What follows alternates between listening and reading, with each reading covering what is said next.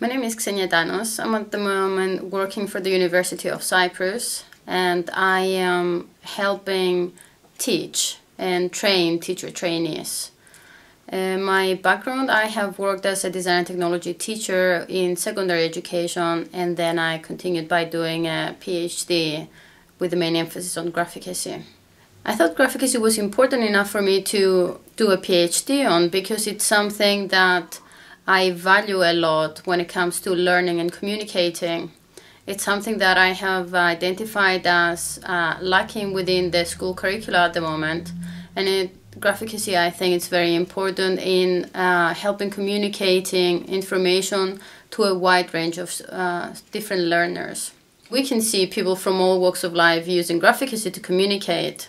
So you might have a drawing from a doctor explaining how things work. You might have a sketch from a window cleaner. You might have steps to illustrate the moves for a dance routine.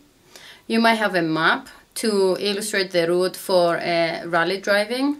So you can see that Graphicacy is not only used in art and design education, it's a tool that is used very widely. The book is structured in three main parts. The first part, we have an introduction by Ken Baines, a professor from the Royal College of Art, where he's putting the literature review, which is the main body of the book, in context by referring to how widely Graphicacy used, its importance, and its development over the years.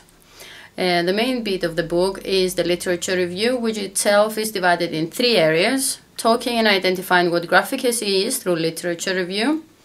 We are then looking at the developmental stages of Graphicacy that humans go through, and that again is through literature. And then we have the third part, where it's talking about how we can measure Graphicacy, different tests that exist out there. It's also referring to nature and nurture debate that is very big at the moment. The last part of the book is built on short case studies, where examples of where the lack of Graphicacy was identified and a teaching intervention was required in order for students, for example, to continue their studies. So one example for that is in America they have created a teaching intervention where it teaches students how to draw, and that will help them later on becoming doctors. At the same time, in Ireland there is a course at the moment running where students are taught how to sketch in order to enhance their communication skills. Through the literature review, it was quite apparent that we already know quite a lot about Graphicacy, but at the same time it was very apparent that we have a very big gap of knowledge. There were some key authors that appeared through the literature review, like the work from Kellogg, which was the most detailed work on Graphicacy I had come across at that point, and it was based on the developmental abilities in regards to Graphicacy for the early years. There was also important work completed in South Africa by Wilmot, who was able at some point to introduce Graphicacy within the curricula for some time. So that shows the potential of where we can reach. Some of the important things that came out of the literature was the apparent cross-curricular links on Graphicacy use that emerged by reading different parts of literature. It was obvious that Graphicacy is important for geography, for mathematics, for graph reading, when it comes to science, to represent a notion, and of course design and art.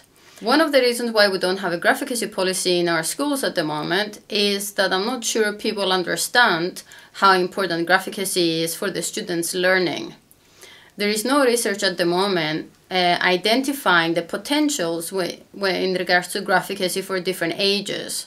I myself am a very visual person. I think in pictures and I find pictures very expressive. Through my teaching, I have seen that using a lot of visual stimuli for the students, it engages them a lot more, and it also stops the exclusion that is happening at the moment in classes for students that do need images to process information easier.